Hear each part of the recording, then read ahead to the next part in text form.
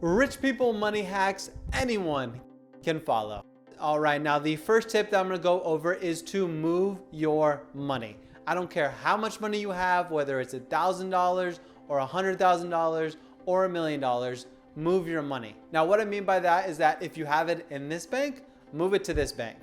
If you have it in this bank, move it to that bank. Now you may be thinking, what is the point? Well, especially right now, a lot of banks really want your money. So they throw out huge new account bonuses. Now it's gonna be really dependent on how much money you transfer, but I'm talking about $300 bonuses from Wells Fargo. I'm talking about $800 bonuses from US Bank. And I'm also talking about $3,000 bonuses, very dependent on how much money you put in, but $3,000 bonuses from Chase. So do not keep your money in one place for your entire life. Every year, move it around and you can get some free money. Trust me, your bank does not care about you. When was the last time you're like, oh, thank goodness I had this bank?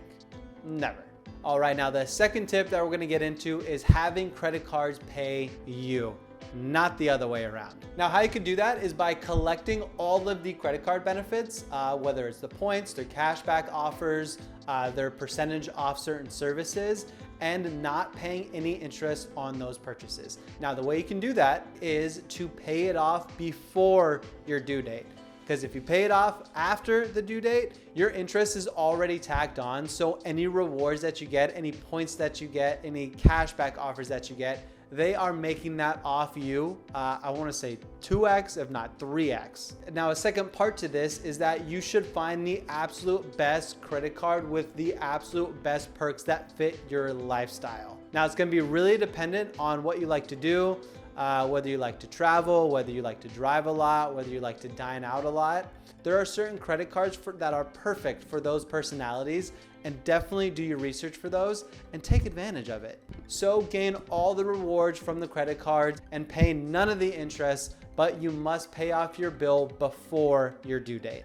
All right, now tip number 3 is to put all of your money in a high yield savings account. Now, with high yield savings accounts, they will give you this percentage every single year that your money is with that institution, comparatively to the top 3 institutions that give you this percentage. Now, if you have $10,000, this is the difference. Now, if you have $100,000, this is the difference. If you're a millionaire, this is the difference. That is a full-time job for literally doing nothing, for just having your money in these accounts. Now, it's not just savings accounts from traditional institutions. You can also put your money in cash management services like Webull. Now, Webull is a place where you can buy and sell stocks, but also they have Webull Cash Management, and they give you this percentage on your money, and that is one of the highest percentages out there. So take advantage of these high yield accounts, and seriously take all of your money out any accounts paying you this, because that's ridiculous. All right, now the fourth thing that I want to talk about is tax deductions. Take advantage of every single tax deduction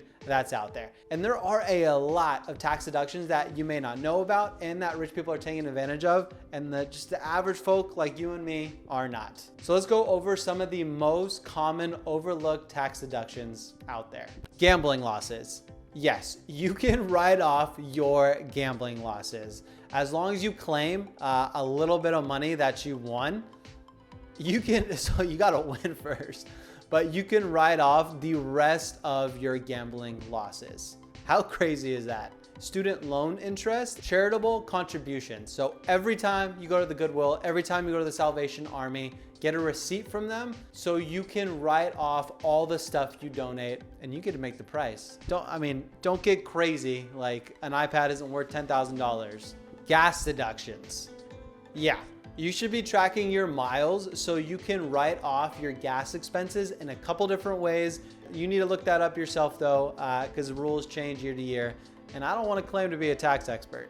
Retirement contributions. Every single year, you can add to your traditional IRA, and you could take that deduction from your taxes. Now, they do change this amount from time to time, but as of 2024, this is the max amount you can put in your retirement fund that you can put in your retirement fund and write it off. Now, if you follow all of these steps, and let's say you made $60,000 last year, you could only have to pay taxes on like 30 to 40. The government gets enough money. All right, now the fifth tip that I want to get into is the 20% rule. And the 20% rule is insanely simple. Basically what it means is every single dollar that you make every single month, you need to be saving 20% of it. So if you made $10,000 last month, first of all, good job. You should be saving $2,000. You should be putting that in a savings account. You should not touch it. And this could be the perfect way to start budgeting your life, to kind of seeing how much money you're sending out, how much money you're gaining.